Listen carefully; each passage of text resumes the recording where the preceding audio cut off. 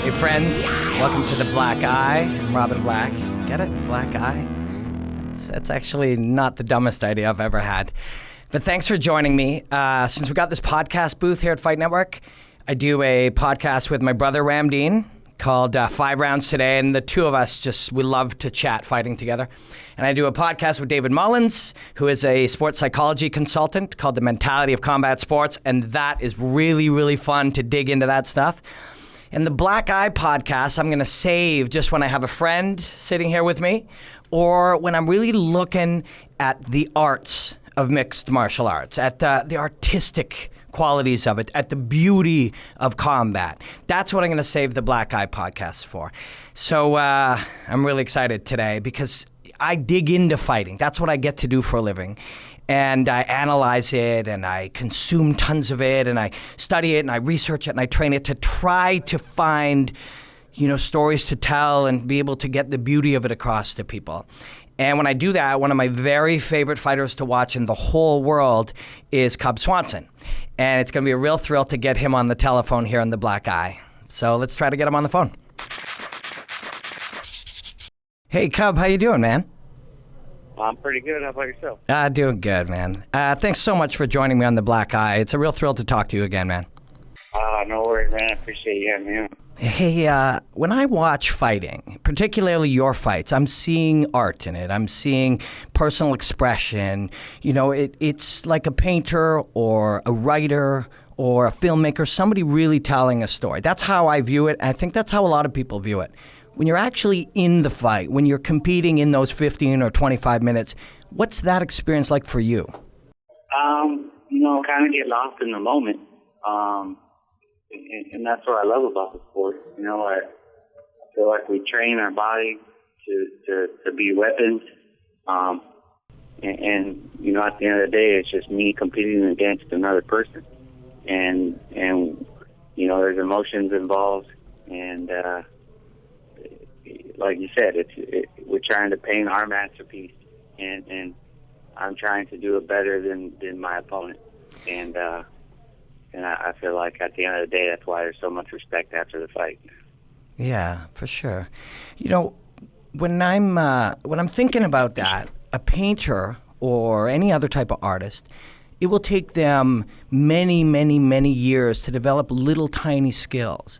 But because you're sort of training or you're competing with sort of an unwilling dance partner, you're forced to develop skills sometimes right in that minute. Do you know what I mean? Like the fact that man is adapting to what you do, it's a very different type of art than any other type of art. Would you agree? Yeah, definitely. I really hadn't thought about it like that, but I definitely agree. Like, for example, when you look at one time, people would look at bullfighting. And that was a beautiful art. It was a beautiful expression to go in and face a bull who was trying to harm you and have to figure out how to trick him and use your skills to be able to win. But the difference is over many, many generations, we know how to beat that bull now. Everybody knows how to do it, and the bull isn't learning. So it's just the same art over and over again. But when you fight another man, it's a different piece of art every single time. Oh, definitely. And the thing about the sport is that it's constantly evolving. So you see a guy that's ahead of the curve, and then that he's the guy that everyone thinks is the best at this. And then the sport changes, and there's up and coming better people. So it's a constantly evolving game, and you have to keep evolving. I want to mention something that you put up on Twitter and Facebook, and then maybe you can tell me about it. It was a picture of you that somebody did, and on it, it said, "To the untrained eye, it may appear as if two bodies managed to collide for the simple act of violence. But to the warriors executing the strikes, every blow is an offering to the art of self-sacrifice." And who made that for you, and what did it mean to you when you saw that? Well, I'm kind of glad you asked, because that's a cool story.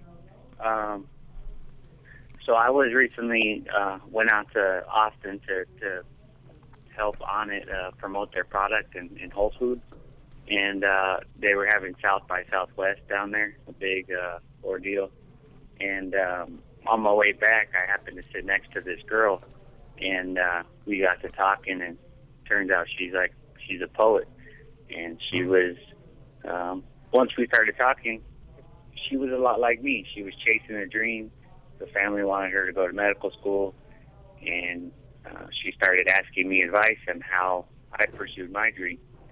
And she got me talking about the sport, and then once she heard me talk about, she heard my passion for it, and kind of started talking about how complicated it is to master the sport and what it takes. She quickly, changed her view from it being a very brutal sport to how much of an artist I was. And we were very relatable. And her name's Willa Zay. And so I asked her to help her out, give her a little bump. I told her if she wrote me something that she learned about me, that I would put it out there. And she did, and I thought that was perfect. Yeah, I thought it was absolutely beautiful. It's a strange thing from my perspective is that when I watch fighting, it is absolutely art and unparalleled kind of art. And that's why I do a job trying to analyze it, just almost stressed out to try to make other people see that. And it's very cool that you were able to make her see that. Yeah, and all it took was just spending some time and picking my brain and asking me about it, and me sounding somewhat intelligent about it instead of yeah, I punch people. You do punch people, but that's not the end of it. It is very fascinating to me to think about it if we look at it more as art than sport. The fact that you were able to influence another artist right there, that poet, and then sometimes you'll see filmmakers really wanting to tell the story of fighters. You have art on your body that you show and express every time you get in there and fight. And all of these things, when you tie them together, even the way that I try to present the sport or the way different people write about it, I mean, it's all art influencing other art to a degree.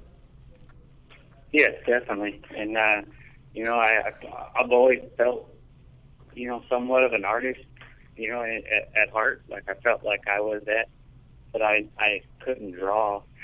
I couldn't paint. And I always wondered why I didn't have those skills, growing up. And now I see, because I visualize things before they happen. In my mind, I have it in a certain way, just like a painter would. I can see it. And just through hard work, I make it happen.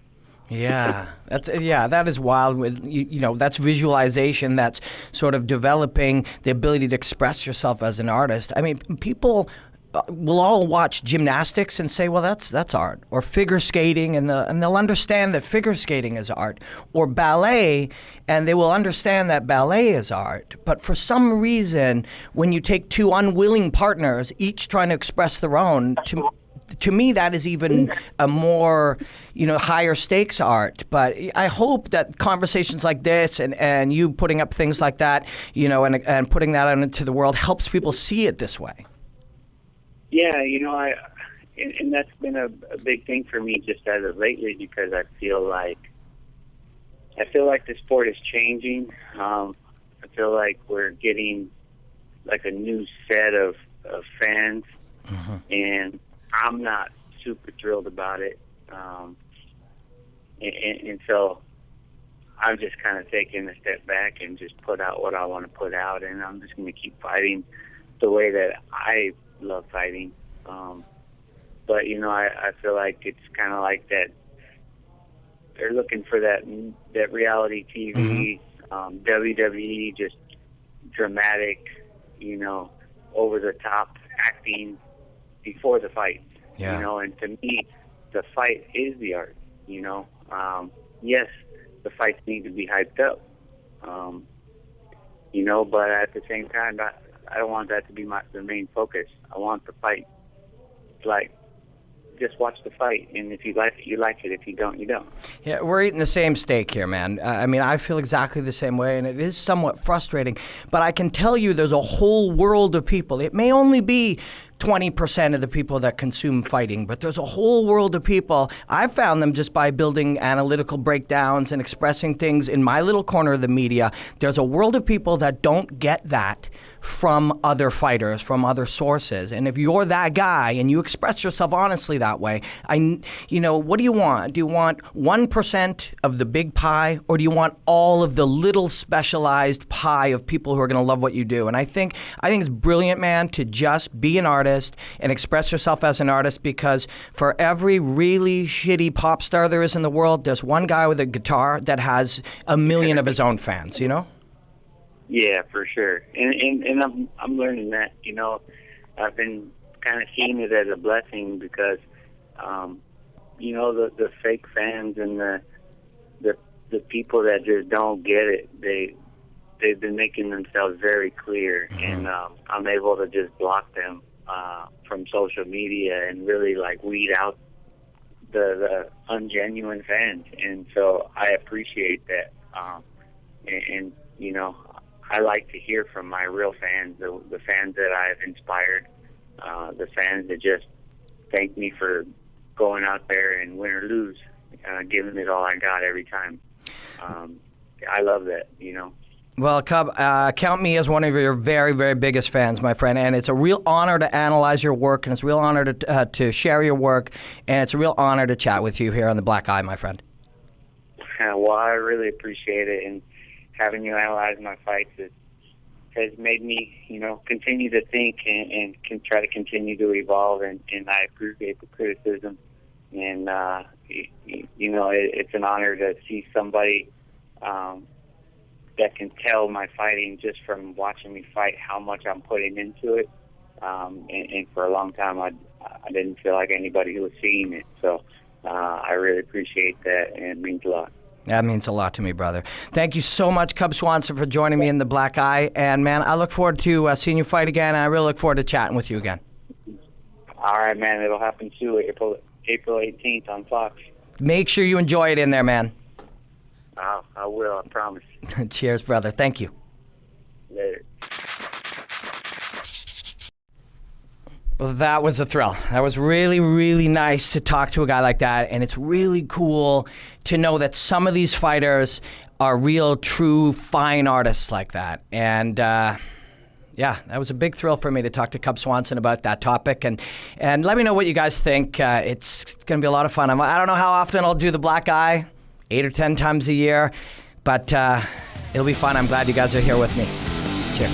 It's not what you do to me, it's what I'll do to you. This one's gonna make you bleed, and this one's gonna burn.